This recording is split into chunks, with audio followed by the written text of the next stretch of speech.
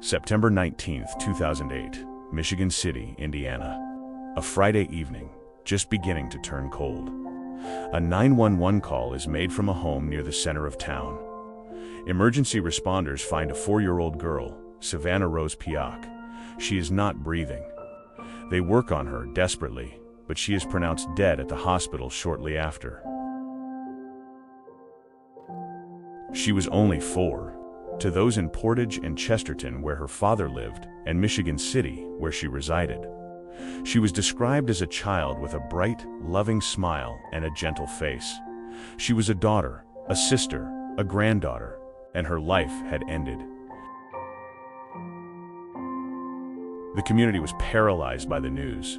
The official line given was that it was a horrific domestic accident. Our minds struggle to accept such a tragedy, that a life so young can just be snuffed out by misfortune. We watched her family mourn.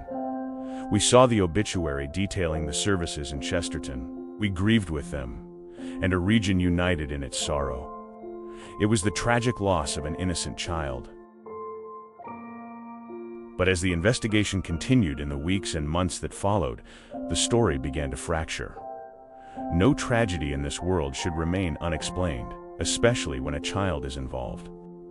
The LaPorte County Prosecutor's Office began working on a narrative that community members had barely considered possible. Inconsistencies emerged between the stories told on that September night and the forensic truth. The narrative wasn't fitting. The silence wasn't breaking. By 2011, the legal proceeding began to lay out a devastating reality. The accident of 2008 was ruled to be a lie. It was a tragedy, yes, but one born from severe physical abuse and neglect in her mother's home. The legal focus centered on Melissa Bruce, Savannah's mother. The state's findings were stomach-churning. They argued she failed in her primal duty to protect her child. The details were horrifying. Court records revealed that Savannah had been subjected to severe abuse by Melissa's boyfriend abuse that included the use of a TENS electronic shock device. The fatal internal injuries were caused by blunt force trauma. In June 2011, Melissa Bruce was found guilty of neglect of a dependent. Her defense tried to argue a history of domestic violence made her a victim herself, a battered woman who was unable to stop the man who killed her daughter. The court was not moved. She received a maximum sentence, 20 years in the Indiana Department of Correction. The region of Northwest Indiana will never truly move on from Savannah.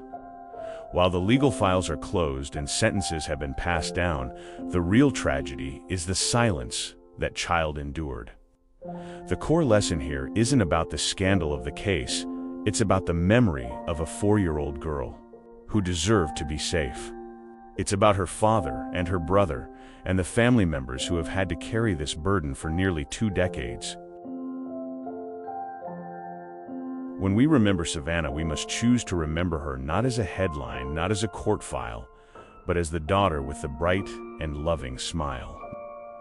She is a permanent reminder of the fragility of innocence and our collective duty to protect those who cannot protect themselves.